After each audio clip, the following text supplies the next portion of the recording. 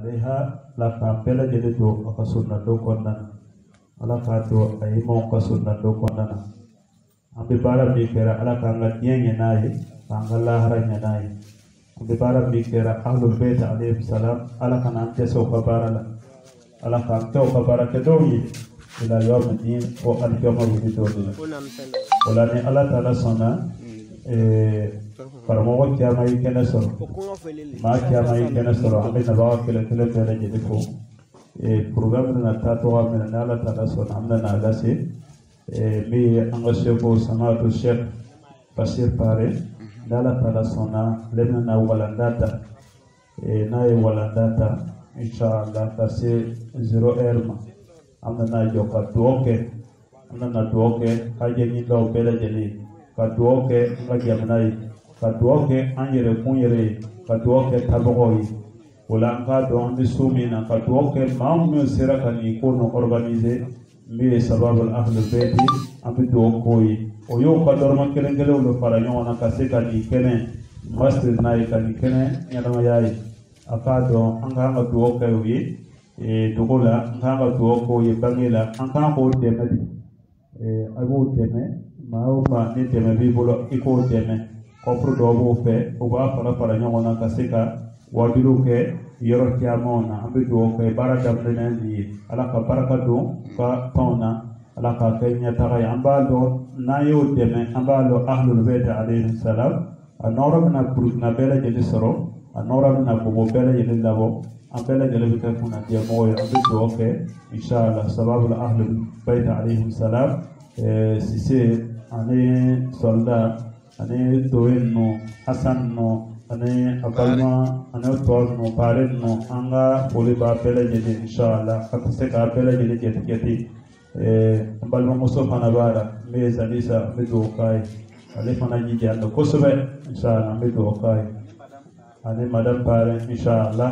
anga do ba bela jele abi jiya mi kera aksara bi Allah taala de bolo ahlu baytu kabara wallahi niyake itinim sala diana wallahi bi mauda kabru konnana wallahi bana long itugura mo boko e mamu kabara ke alkama jodo kana kasalika ibn nado e bara mike wala ne ba ke ne farfoni ne ba ke ba don lon dora de wallahi bi wasa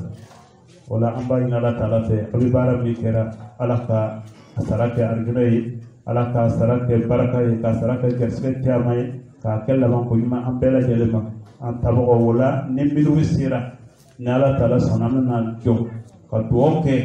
inshallah bela jeli ka duo kerenkenon ke bela jeli ka duoke na ba kelen bela jeli wala bela jeli ka ganya usiro koy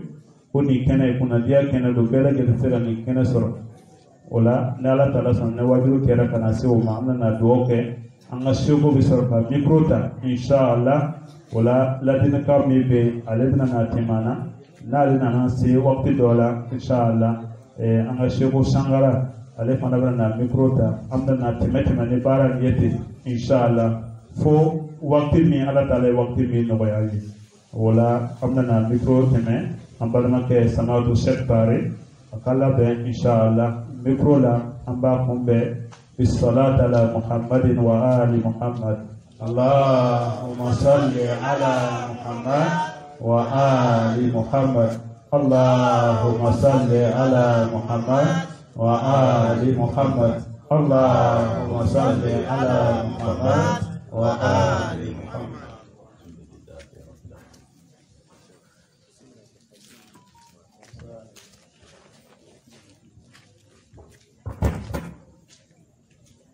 أعوذ بالله من الشيطان الرجيم بسم الله الرحمن الرحيم اللهم صل على محمد وآل محمد اللهم كن لوليك الحجة بن الحسن صلواتك عليه وعلى آبائه الطاهرين في هذه الساعة وفي كل ساعة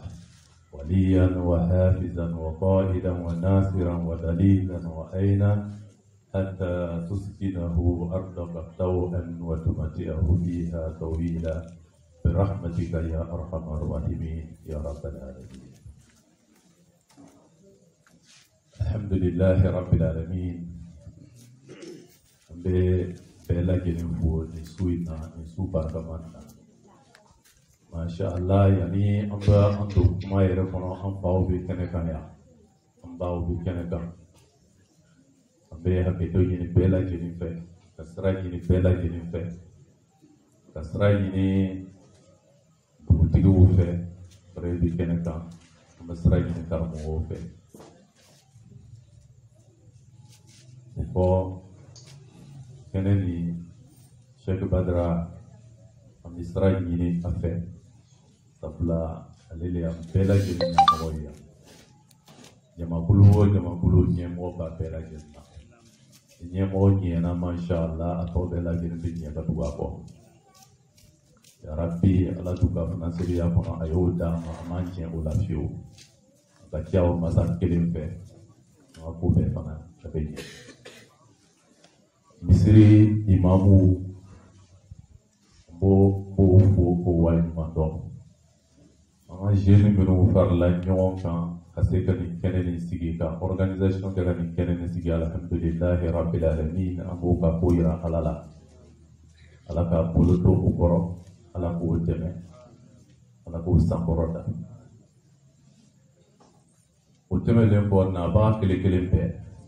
me foli di bema ka bɛɛ waleɲuman dɔn ka ɲini Alahu Taala fɛ masa min ye a kɛ su in na an sera ka na ɲɔgɔn kafuya nin kɛnɛ nɔrɔyalen nin kɔnɔ an b'a ɲini o masa fɛ hajatu minnu b'an kan a dogoni n'a bangelen Ala ka bɛɛ lajɛlen latigɛ ko sɔn hɛrɛma n'a ka di an ma Ala kana an wuli kɛnɛ nin na yan inshallah o k'a sɔrɔ an juruw bɛɛ lajɛlen yafalen bɛ inshallah uko bafo bela jenima kiramantonya la ko assalamu alaikum wa rahmatullahi ta'ala wa barakatuh. Alhamdulillahi rabbil alamin.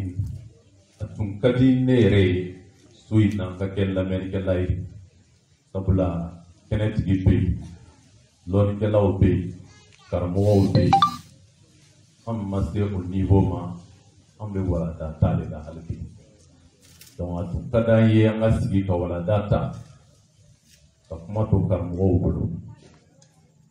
ulu tunga ambla stra ka to ka wala data ma ka loni dama ule tunga dai mais la Allah tuma dola o ba fe ka an laje kala ndew kan laje na na so bimbim fora an ye ni wala dan na sira ta ko nyumana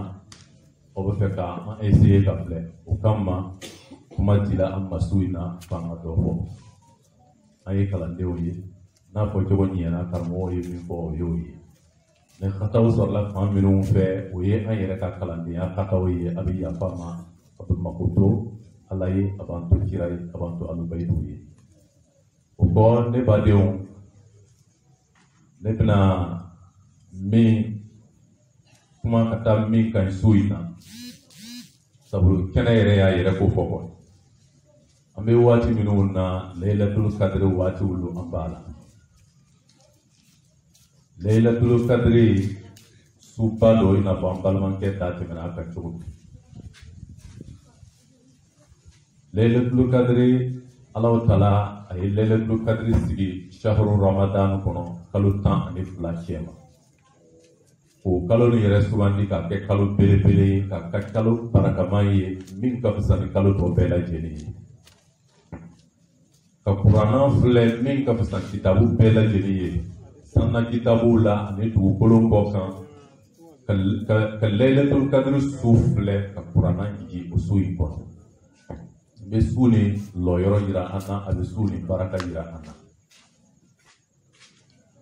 kuranna a ɲɔgɔnna kitabu tɛ yen kuma minnu b'a kɔnɔ i ti a kuma ni ɲɔgɔnna sɔrɔ yɔrɔ wɛrɛ ale le ye kitabuya ka fisa bɛɛ kitabu bɛɛ lajɛlen ye o kama o kuranna sunkalo kalo kɔnɔ a jigila Allahu Taala ye sunkalo kalo ka tilan yɔrɔ 3 sunkalo kalo tilana yɔrɔ 3 a fɔlɔ le temps fɔlɔ Alakira ye min fɔ an ye a ko hinɛ waati de ye o ye tellement que Allah Ta'ala makubaka jona ni here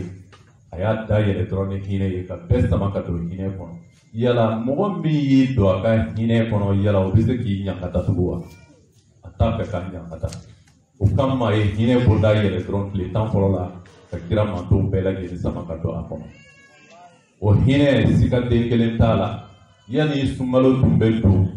jontu yila ni bew tu srale be ko nyina sungalo kuna gele ya de le tumbe de ciendo na le tumbe be tu srale lo sungalo kun ka bodro gele ya yole ya ka bodro sungalo kun borala sina ka hine fiye ka du bolo be la gele labo ay sundo kana se fo bima amma toro do sora kono nu mo to ya ko atum se ka no yati la ala do tumba ko ciente pa se ka no yati mais ala yi hine bonda da yele dron ka hine fiye be la gele kan du bolo ko kan ay sundo fo kana se bima toro ma sora kono le yere fana fariya kiyaman ba di borala ye hine masam min sona ko ke ka kedan pe un bela jeri o be ka ni hine ni sora so masane a bezoni bi amani nyakata yo a bezoni ba maka toro la Allah Ta'ala tan pe toro aban pe ni here tronti ora kuma hine na anna kan do ka hine babu kono kan do hine pro kono akot le temps flana min be dugu ko e ya fa o te bala na dugu i hine na na ka ban chugo ti le tan ya fa hine le ka bo be yo hine sorla ka ban tron ya fa o bi bala sika te kele to la jurumu ya fa o e le temps flana e Allah Ta'ala ya fa la bela jenema be be ke ku te yeni jurumu bela jenema gira ka ko me ya yoro na kan hakili pro fe fitini dola ni Allah Ta'ala ko ay jurumu ya fa oye ayre ni on tie jurumu ye wole jurumu ye me heke oye fe more ya ta heke oye inni adama de on to tie dan fe to anga foti inni dan fe to tie o te wole tu ko jurumu oye heke ni Allah Ta'ala ye jurumu ya fa ka bo ani nyon tie muntora nimbe an yere fana wole an nyon ke ba ya fa nyon ne ta hege be ka e ta be de kan ti ya fa ya ko ya fa ta fa le ko so don ni mimbara ni kan ni kene ni kan suina ne le bna pon ka fo ko mi ya fa ya la be la je ni fe ala kan be ya fa masha Allah ala kan be la je ni ya fa na ya fa la nyon ma nga sungalo ni na ni yafa le make nta heke bila ita bena nta yafa nte wuli ka baka sungalo ma ama sungalo korodo donc wala na yafa la nyoma mate alhamdulillahi rabbil alamin ala ma yafa ala yafa lu amaka ba at le temps sabana Allah Ta'ala ko ji iden nyande kan akoy kan horiale ka bo ta sumata do ma nando na hine kono ay yafa so wele ti ani arjine kesa fole Allah Ta'ala yo latiga kaba arjine yo so na kaba mashallah shi jan tebele ko ala kambela gene ka punyo kan arjine ponoti chogo yara kan hore yali min ala ya kan le tanna ala ko ke akake chogo yara chogo mi na te fasitu sabula jon ere ala ye kan hore ya me yere bisi kaski yere sama tu ka plan apono ala man jishirawo donc ola sungalo ye kalo ye ni anani soro do kono ini Allah Ta'ala che ini ala tie ka janyona ni sungalo nani soro o kono kata ki to o kono wala ka sungalo ye ma to ya to ya rabbi ni to ya sabami fora ay sungalo la alhamdulillah rabbil alamin amba ya Allah Ta'ala fe ala ko ayo minun kai ala ka sabati ni to de ayi inshallah sungalo kono tugune anka don laylatul qadri ambu wati minun nambe kan ko le yala laylatul qadri ina pambal man ke dati mana kan jogo me ako laylatul qadri khairun min alf shahr akafisa nusuwa kele ni ka suwa kele ta ka plan yoro tan ni plaja ko ka los tan jolla be san ishege ane saba ka kalo nani yele ko kam mo mi yo baluso di adama do shi manja mais ala ka si gandama bon laylatul qadri de kelen sɔrɔ kɛra comme mɔgɔ min ye san 83 ɲɔgɔnna balo kɛ ala kota den kelen ma don a kɔnɔ a y'a bɛɛ lajɛlen kɛ ala bato kɔnɔ ka bɛɛ kɛ ala sago kɔnɔ a bɛɛ fana minɛna a y'a bɛɛ kɛ seli ye ka bɛɛ kɛ sun ye ka bɛɛ kɛ jagabɔ ye ka bɛɛ kɛ sinjitugu ye ala baara dɔrɔn a bɛɛ fana minɛna a ye laylatul qadri kelen bɛ nin fisamatiya nin di adamadenw ma ya rabbi laylatul qadri ala ka don an garisigɛ la yani an bɛ taa se laylatul qadri yɛrɛ ma diɲɛ kɔnɔ masaw ne ko n'o yɛlɛla kɛ u ka programme d'activité bɛ yen u b'a bɔ programme d'activité ye mun ye a ka ɲi ka baara minnu kɛ san kɔnɔ projet minnu b'a fɛ programme minnu b'a fɛ n'a ka ɲi k'o ladon san kɔnɔ o programme a b'o bɔ dès san kura la c'est pourquoi généralement président bɛ yɛlɛ ka kuma jamanadenw fɛ a ka vision ye min ye san kura nata kɔnɔ n'a bɛna fɛn minnu kɛ a b'o fɔ jamanadenw ye o de ye programme ye Allahu Taala fɛ yani an bɛna na se laylatul qadri ma a ye su fɔlɔ da an ma laylatul raghaib depuis Sha'ban kɔnɔ an ka laɲiniw ye min ye laɲiniw su an k'o yaala o su in na i ka sun dɔ k'a nafila kɛ i ka laɲiniw yira ala la k'a dara fɛ san kɔnɔ a k'o k'i ye o tɛmɛna dɔw y'a kɛ dɔw ma kɛ minnu y'a kɛ ala ka minɛ o ye minnu yɛrɛ fana ma kɛ ala ka kunnadiya di an n'o bɛɛ lajɛlen ma o kɔ a su filanan bɛ na kamsata ashara Sha'ban kɔnɔ kalo min bɛ tugu ale la directement n'o ye Sha'ban kalo ye ale 15 kɔnɔ su filanan ye o ye o su nin kɔnɔ décision bɛ ta o su in na i ye darili min kɛ kalo su fɔlɔ la laylatul raghaib la i bɛ sɛ bɔ a kan kɛra komi i ye demande sɛbɛn ka taa bila baarada dɔ la su filanan ni demande ninnu bɛ examiner o su in kɔnɔ sigi i ka demande kan sigi i ka darili kan Allahu Taala b'a examiner o su in na a bɛ sɛnsɛn sisan ka na di laylatul qadri laylatul qadri ko latigɛw ka su latigɛw ka su fana n b'a fɛ ka fitinin fɔ o latigɛ ninnu kan latigɛ modèle fila don qadri nin bɛ yen qada o fana bɛ yen n'a fɔra ko qada ma qada rahman maf'ul ni Allahu Taala ye o décider a ye min décider dɔrɔn latigɛ o bɛ accomplir foyi tɛ o yɛlɛma mais qadri an yɛrɛ ka baara nɔ o de bɛ na ni qadri ye an kan qadri le bɛ se ka yɛlɛma mun na raghaib kɔnɔ i commencera k'i ka demande introduit kamsata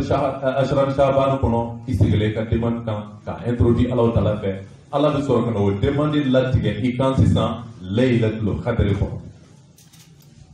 o laylatul qadri demandew ala ye mun kɛ tugun Allahu Taala b'a lɔn a ka jɔnw a b'a dɔn su ninnu bɛna tɛmɛ dɔw kan ko ninnu labɛn cogo fɛ dɔw tɛna sɔrɔ a information tɛna kɛ dɔw fɛ dɔw yɛrɛ fana bɛ yen o bɛna pan a information kan c'est pourquoi laylatul qadri Ramadan kɔnɔ a ye su 3 sigi o fana kɔnɔ a su premier su 19 su ala ye o sigi k'o kɛ introduction su ye n'i ma sɔrɔ su tɛmɛnen o la i bɛ segin a kan rattrapage don occasion wɛrɛ le dir'e ma i ka laɲiniw i ka se ka segin a kan Allahu Taala ɲɛfɛ ka se ka introduire tuguni donc o bɛ kɛ i n'a fɔ introduction ye cogo min an y'o sigi ɲɛna kɛ misiri kɔnɔ yan ya rabbi an sigila ka dariliw kan ala ka minɛ a ye ala ka dɛmɛ filɛ a ka finanseriya filɛ a tile 21 examen bɛ kɛ o don a ye demande minnu kɛ Allahu Taala bɛ sɛ k'o examiner o don i n'a fɔ a y'a examiner Sha'ban su 15 kɔnɔ cogo min a bɛ segin o kan o bɛɛ lajɛlen examiner ten cogo la a su 23 décision ta su ye o ye décision ta su ye a 23 ye o ra don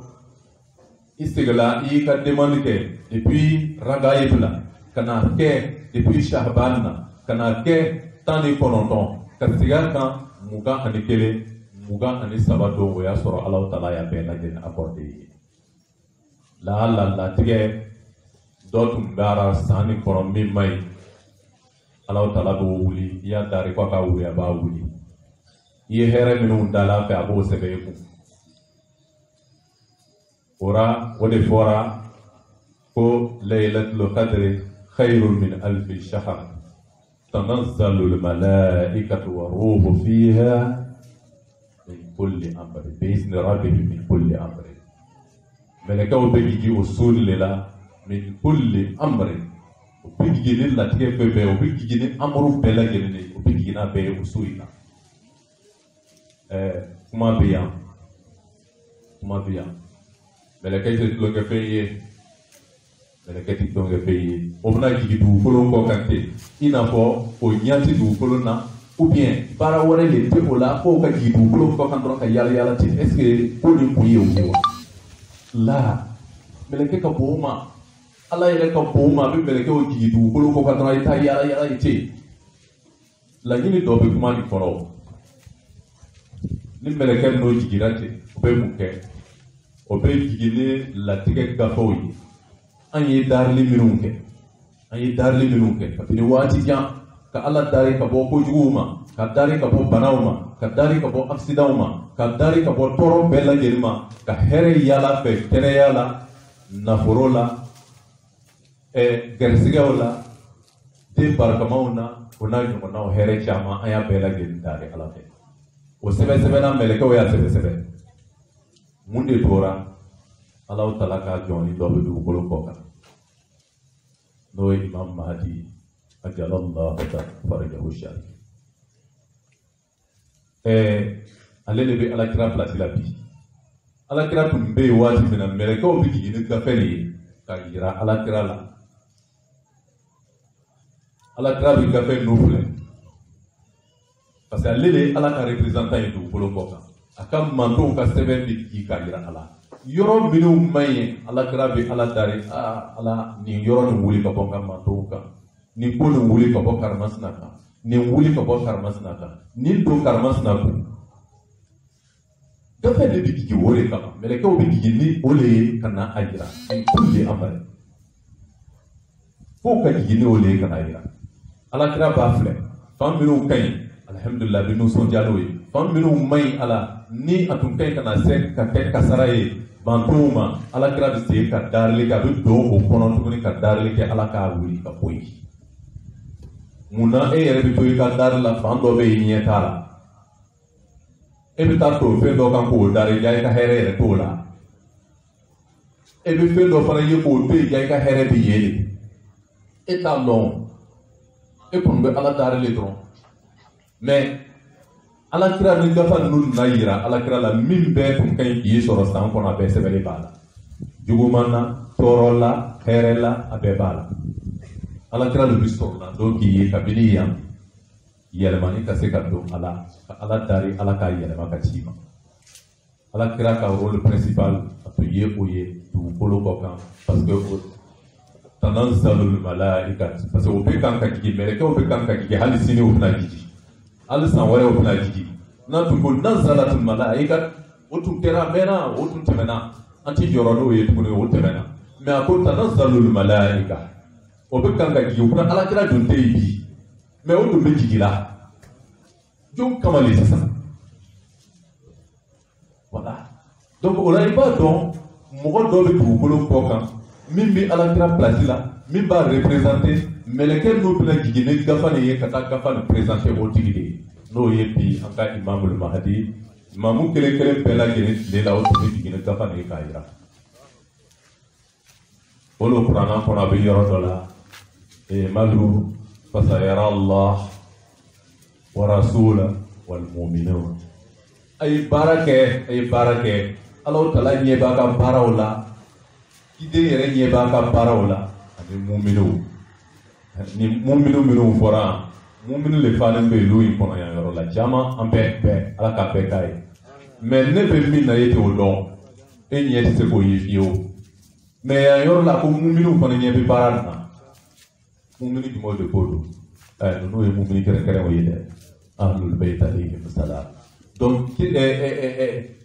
imamu kele bela jeli ka wati la mele ka otumbi kigite kana gafa na yira la tige gafa be yira ola o be sorna doke o ka manto yi otumana anta wati o be na imam madima alele bi gafa na be ki kata yira alele la ale ba examiner la severi be fandoro ko karmas na bana imam madi ba ble ala ni ta bana a wuli ka boy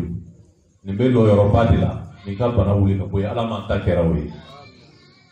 ni yoro me wuli ko be geleya ala taala ma imam madi be insister tuma do abe kashi na fa be nyeji bana ala taala ba fa ma sabari eta ko a toro chaira eta ko a nyeji ka chaku ika nyema ya bela jeni a be toro le ko a be nyeji le ko nere ala ta to ika nyeji wore ko ala bo to bala wuli ka boy na ko ala ka here ke pami fe ala ba ke parce que yira ko yewode ne fajir da kana se sisan mais ko bu ka fan be plier ka yene nay ala taala fe tout ne imam mahdi nan pa be gafa fle ka yele mani kala o ye ko kera ke to laylatul qadr Allah taala yi cogo ya do ko kide ne den kan laylatul qadr bi yala cogo bi e be se ka yala nafla seri e be se ka yala no qur'an kala e be se ka yala ni baranyuma bela jeni mais baranyuma no fana be teme sara do wi ala kira e mo papa ka bo ko do la ne le taraye o bara no tele la bi laylatul qadr yalla bara sor la yebene no te ni sui laylatul qadr so bi kiyama le sor nyana mais kiyama ti ka sor baay al nan bora ya ambata so bi mo sor do ko Allah o tena soro o do nyana bon ni e ga bara yulla ala bara wala itara ko ke kide yi papa ki bomina itara noro wala bole ke ki bi laylatul qadr yala wala eta laylatul qadr ni wa eta islamé itata flashi iblara la le kika kedi ki sarati ni nana ban ki sabo dala ka ke jogo wore soro ire wala maka mo wore ka makanta ko yele ki de ta sanfé o de ko kadi wala ma ko ye nyemo ko ambi ni ga woti tali laylatul qadr wa wala ma woti le kila ayara ala ba tarawiyu ka farajon ka nobi safu ko fe obi sini chantro ke joyi blawol ka kafu ka ke jamana o mai o mawdu ban yara to selim minu mbe ke jamana o ye selu ye minu ye farda o kay ma kem la nyafe ka lo ko o ye farda o ama farda duru ni bola sel deni seli o bala seli ba seli o bala sangi geleya seli o bala usu shamsi o bala ne kalo nyoro kiena o bala salat janaza nunu le fardawiye fangalo wajib le fo lu kake imam be bla mo nya fe ka mi seli wole a to fe sanwe na play bon nafla fana te be aka ɲɔgɔn ka fɔ ka imam kelen bila ɲɛfɛ ko a bɛ nafla seli la o tɛ bɛn a tɛ bɛn yɔrɔ si alakira ma kɛ Abubakar tile la a ma kɛ Umar ka waati daminɛ na a ma kɛ a nana se niveau dɔ la le ale yɛrɛ le mɔgɔw ka fɔ ɲɔgɔn na ko mɔgɔ dɔ bila ɲɛfɛ ko a k'o seli k'o ye bida sana ye mais ale yɛrɛ ma kɛ a denkɛ Abdulayi ibn Umar a ma kɛ wa e bɛ nin faamu cogo di ne le kɔsan mɔgɔ taara e nɔrɔ o la mɔgɔ min yɛrɛ banna ka fɛn min kɛ n'a tun ka ɲi a tɛna kɛ wa a y'a ye ko sira tɛ a y'aw bila a la k'aw ka kɛ a yɛrɛ m'a kɛ ne fana t'a kɛ fiyewu bon o ale m'an fa dɛ sisan a tile tan laban na an yɛrɛ bɛna wuli minnu ye ka fara ɲɔgɔn kan k'a seli o fana ye nafila mɔtɛli wɛrɛ ye o fana ye jumɛn ye tugun an bɛ laylatul qadr le y'a la o ko sabu kɔfɛ k'a ma daga o minnu ta le bɛna daga ka bɔ ni muso ni denw bɛɛ lajɛlen ka taa misiri la f'a bɛ sunkalo laylatul qadr le yala a yala cogo tɛ Iki jalu ko kan ko mi mani fe nille segaye ka segenge fu mais ambe Allah ta'ala le dari ala kam rewoyi sabula innahum la ya'lamun ota dode kuma ota lodo ala ma yala kam rewoyi kuno ka segenge ko sa lela du kadru do kersela alu betu bisla no na le be kana tien bela gele kisi sala do bela gele ka here o boli yalla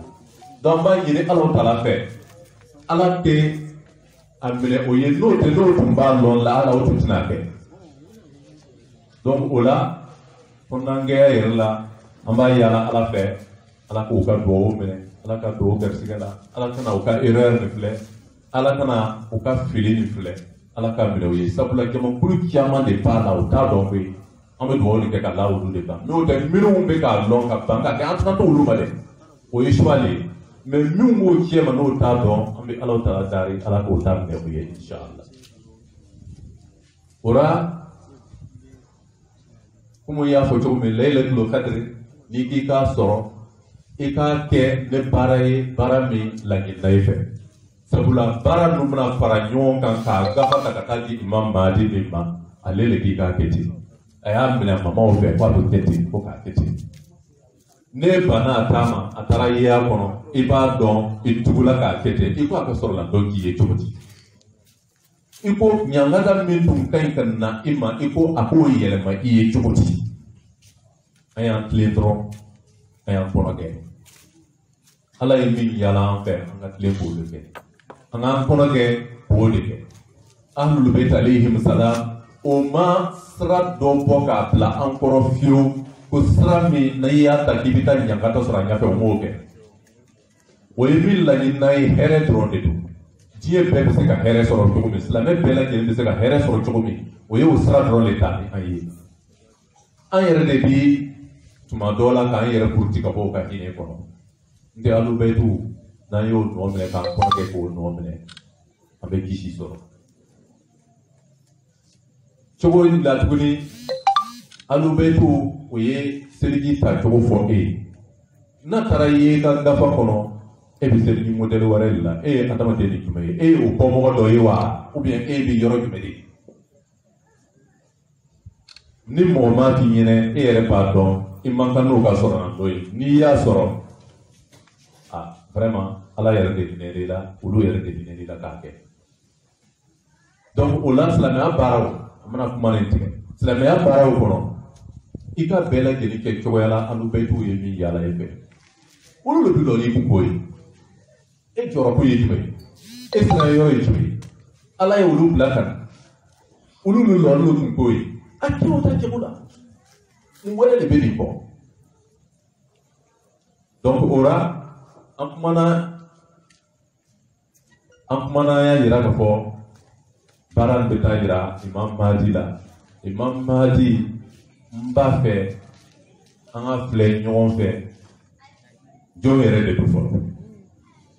imam Mahdi alayhi salam imam Mahdi namba fe ka joya do amna sidi ko fe depuis domi Allah Ta'ala bi dani kera ayam fa adamadan ako chogodi fa iza sawaituhu wa nafakhtu fihi min ruhi ne aleya dan ka pantu mana ka ani do fie fa adamala ul noron me ya fie fa adamala wole fa adamake adamai ka ke adamade na wulla ul noron quran fa adamala noroni yelmana ka bo an fa adamana ka do adeke sisla ka bo alela ka do manjuma ni yonke ka manjuma on ke kideo ye noron do ka yelma ka jigi wakana se nabi Allah Ibrahim ma noron se nabi Allah Ibrahim ma noron farana fla pankelen tara Ismaila la pankelen tara Isaac alayhi wassalam min tara Isaka la an b'ale sɔnsori k'ale to o yɔrɔ la fɔlɔ nɔrɔ fan min nana Nabilahi Ismaila la o nɔrɔ tora ka bɔ Nabilahi Ismaila la n'a bɛ yɛlɛma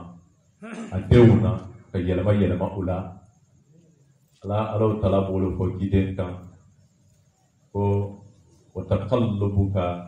fi sajidin ciden nɔrɔ a tora n'a bɛ yɛlɛma maaw la minnu ye Ala jɔn ɲumanw ye minnu ye sujudu kɛw ye donc o la o nɔrɔ ni yɛlɛmana fɔ kana se kira mɔmɔkɛ Abdul Muttalib ma nɔrɔ in farana fila kelen taara Abdullahi la kelen taara Abu Talib la min taara Abu Talib la wilaya ka nɔrɔ taara ye Abdullahi la nubuwa cidenya ka nɔrɔ taara ye yali nɔrɔ fila nin bɛɛ tun bɛ ɲɔgɔn kan nin bi a yira nubuwa ani wilaya nɔrɔ bɛɛ a bɛɛ tun ye fɛn kelen ye turu kelen don ɲɔgɔn kan Allahu Ta'ala y'a dan ka jigi maa ɲumanw ni ɲɔgɔn cɛ fo kana se an fa kana se Abdul Muttalib ma fan kelen taara Abu Talib la n'o ye Aliyu fa ye fan kelen taara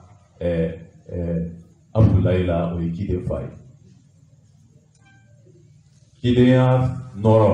ale taara Abdullahi la waliyuya nɔrɔ taara Abu Talib la Allahu Ta'ala besoin bi ko dɔ ma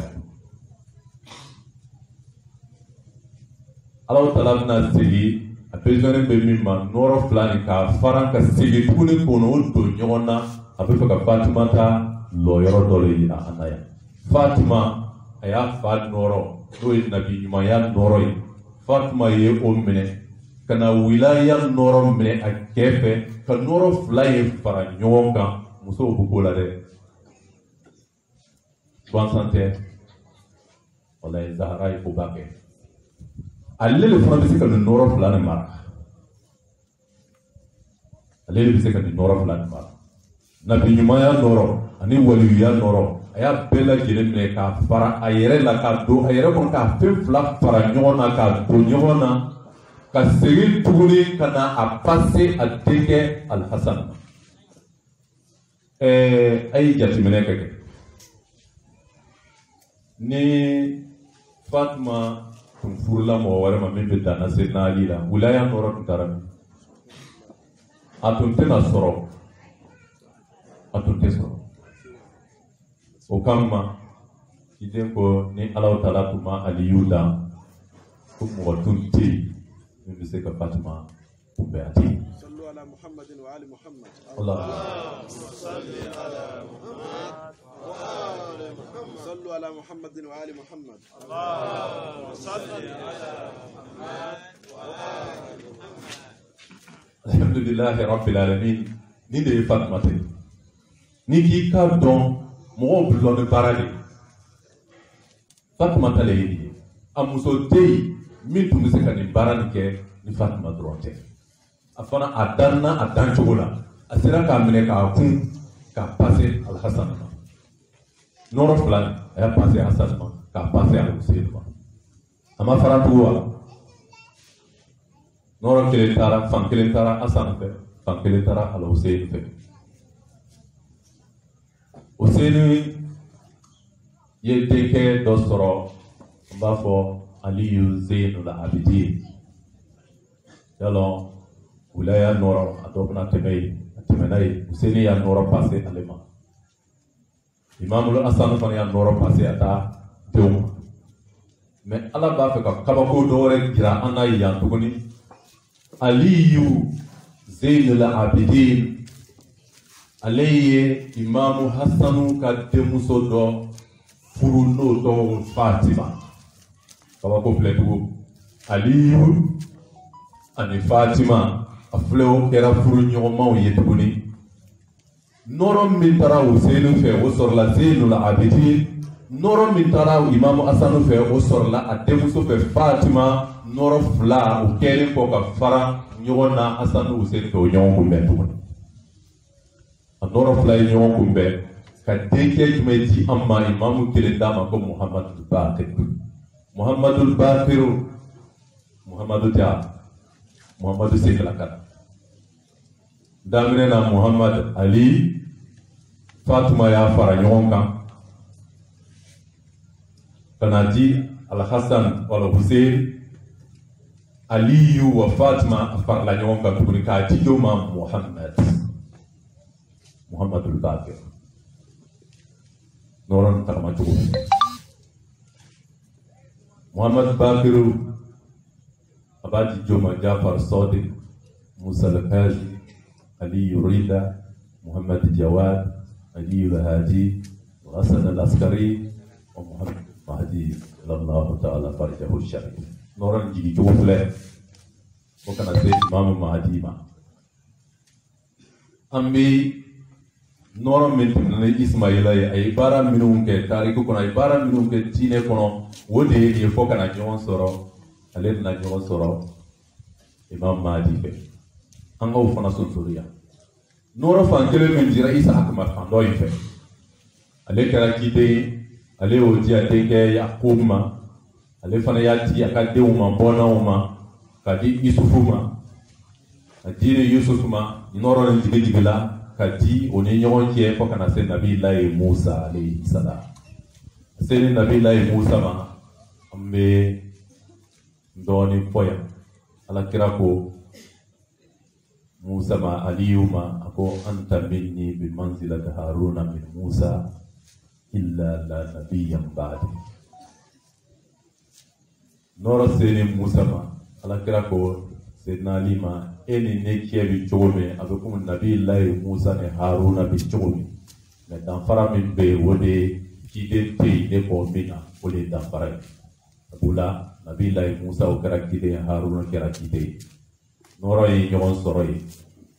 Musa kira Nabi Juma Haruna kira aka remplaçant Haruna kera ka héritier donc mi Allah Ta'ala ba ka Musa kuma ɲɔgɔn ya le bi naani hekela n'a ka ɲi ka taa a kunbɛ ɲɔgɔn ya kuru sanfɛ a ko Haruna ma ton ka mantonw kunna kɛ ka wasi ye mantonw kunna a y'o ciden o cira dama ka sɔrɔ ka bɔ mais a taani mɔgɔ n'o ye min kɛ Bani Israilakaw ye mun kɛ Samiriyu cɛ dɔ b'o cɛ ma ko Samiriyu komi Musa bi mɛnna a ko Musa taara donc an ka Ala dɔ yala an ye a ye mun kɛ a ye misi dɔ fabriqué o ye ka bɔ mɔgɔ n'o yɛrɛ ka sanu minnu b'o kun a y'o minɛ ka kɛ tasuma na ka misi dɔ fabriqué o ye o bila ko de u ka Ala ye o y'a sɔrɔ Nabi Allahi Harun bene a ye ko bɛɛ lajɛlen kɛ k'o bali a ma ɲɛ a bolo sallallahu Muhammadin wa ali Muhammad Allahumma salli ala Muhammad wa ali Muhammad Allahumma salli ala Muhammad wa ali Muhammad Allahumma salli ala Muhammad wa ali Muhammad Alhamdulillahi Rabbil Alamin Alhamdulillahi Rabbil Alamin Uko Musa ye nin kalifa ka jamakulu kalifa Haruna ma sabula ale le Harun le Musa ka remplaçant ye ale le ka wasi ye Bani Israilakaw o ye mun kɛ o ye o ɲinana Ala kɔ ka Ala wɛrɛ sɔrɔ o yɛrɛ la k'o le o ka bato n'a ye o ka bato bɛ yen alors cogo di Musa nana o sɔrɔ a ma diya ye mun kɛra o laban ye Musa ko ma a ye baara jugu min kɛ kɔfɛ ten n'a b'a fɛ ka Ala yafa sɔrɔ fo a k'a yɛrɛkun faga de sa bon ni Ala kira ko Sayyidina Ali a ye Sayyidina Ali bila a place silamɛw ko di silamɛ dɔw ko di o ye mɔgɔ wɛrɛ sɔrɔ ka bila o place i n'a fɔ Musa ka jama ye min kɛ o ye ɲɔgɔnna dɔ kɛ hakaza ka sɔrɔ ciden nun y'a fɔ an ye hadisi dɔ kɔnɔ ko a bɛna tugu o kɔ ka mantonw ma ko a bɛna tugu mɔgɔ ninnu kɔ kitabu donkɛw kɔ ka tugu o kɔ ko hali n'o taara don mɛnɛmɛnɛ wo kɔnɔ a bɛna tugu o kɔ ka don wo na ka yira ka fo o ye fili minnu kɛ o ye nambara minnu kɛ o ye ɲagamini minnu kɛ o ka sira la a bɛna o sen nɔ ta ten hakaza fo ka taa dogo fili d'a fɛ a dɔ ye nin a belebele dɔ ye Musa ye mɔgɔ min bila place ninnu ye mɔgɔ wɛrɛ bɔ ninnu ye fili o ye Aruna o banna Aruna la ka Samiri y'o minɛ k'ale kumakanw minɛ k'ale le bila o ɲɛmɔgɔya la i n'a fɔ silamɛw fana Alakira ye Seydina Ali bila ɲɛmɔgɔya la cogo min o y'a janfa ka mɔgɔ wɛrɛ sigi hakaza an y'a kɛ kama an y'a tama bon ni k'i b'o fɔ an ka mɔgɔw dɔw o bɛ mun fɔ ko Ala yɛrɛ le a diyara Ala yɛrɛ le ko Ala yɛrɛ ka latigɛ de don Abubakar sigilen kalifa kan Ala ka latigɛ don n'a tun ma diya Ala ye a tun bɛ se k'a empêcher an b'o ɲininka o tuma na fili ninnu dɔ ka wuli ka dɔ minɛ ka kana tigɛ o fana bɛ se ka kɛ Ala ka latigɛ ye ayi o tɛ se ka kɛ latigɛ ye Ala ye maaw bali ka bɔ min ma o bɛ yen i yɛrɛ ka wuli ko lɔɔni kɔ ka taa min kɛ o fana bɛ yen o tɛ se ka don Ala ka latigɛ kɔnɔ fiyewu o ye banni le ye ka ko dɔ kɛ ko min dagalen tɛ Bani Israɛlakaw ni Ala ka latigɛ de tun ye ko u ka Samiri ka kuma minɛ ka baara kɛ n'a ye Musa tun tɛn'o ɲagata o tun tɛna fɔ ko k'o yɛrɛ faga o bɛɛ mɔgɔ minnu ye fili baara nin kɛ o bɛɛ halakila o tun tɛna halaki mais o ɲɔgɔnna le bi an yɛrɛ fana menacer ni Alakira kama tɛ sabula Ala ko n tɛna o ɲagata k'i to o cɛ ma awa n tɛna o ɲagata tuguni k'o to o bɛ yafa dari la n tɛna o ɲagata k'o to o bɛ Masjid Haram na o layiru min Ala y'a ta a yɛrɛ kan o le y'an kunnadiya n'o tɛ o mɔgɔ Ala tun b'o halaki i n'a fɔ a ye Nabilahi Musa ka janfanci dɔ halaki cogo min donc nin tɛ se ka kɛ Ala ka latigɛ ye ka fɔ ko mɔgɔ wɛrɛ sigilen Seydina Ali place ko Ala yɛrɛ de sɔnna ko Ala ka latigɛ dɔ la n'ale kɛra Ala ka latigɛ ye jugement tɛ yen sini jugement tɛ yen ale b'a yira k'a fɔ i fɛn o fɛn kɛ i ye fili o fili kɛ Ala ka latigɛ la y'a bɛɛ ye i banna ka tiɲɛni min kɛ Ala ka latigɛ la y'a bɛɛ ye o bɛ se ka faamu cogo di o ye diinɛ modèle jumɛn ye Ala kɛra ka diinɛ nin de bɛ tɛmɛ Ala ka latigɛ tɛ adamaden yɛrɛ ye min latigɛ a yɛrɛ kan a yɛrɛ ye nkalon min labɛn a yɛrɛ ye a ye marisalikan min don a yɛrɛ ye o de ye o ye Ala ta t'o ye fiyewu donc nin yɔrɔ in na ni Ala tun ma ɲangata bɔn Bani Israɛlakaw kan an tun b'a fɔ Ala ka nin latigɛ don mais a filɛ a y'o halaki koyi a y'o halaki ciden tun ye bɔɲɔgɔnkoya fɔ an ni o mɔgɔ ninnu cɛ a y'a yira k'a fɔ ko Aruna ka ko bɛ Seydina Ali ka ko bɛ cogo min n'ale ye Aruna yɛrɛ fana ka ko bɛ ten ni Musa ye k'a yira ko ja a ka mantonw dɔw bɛna farante ka sira jugu ta dɔw fana bɛna to tiɲɛ kan minnu tora Haruna kɔ olu man ca minnu karila ka don dingɛ kɔnɔ shirikuya kɔnɔ olu de ka ca la même manière minnu sɔnna ka tugu Seydina Ali kɔ ko seni a ma lomi o man ca minnu karila ka keleku ka don dingɛ kɔnɔ ka don fili kɔnɔ olu de ka ca ko nin bɛ c'est-à-dire histoire fila nin bɛɛ ye kelen Alakira ye nin fɔ jango an le ka hakili sɔrɔ an kana fili an kana don bɔnɛ sira fɛ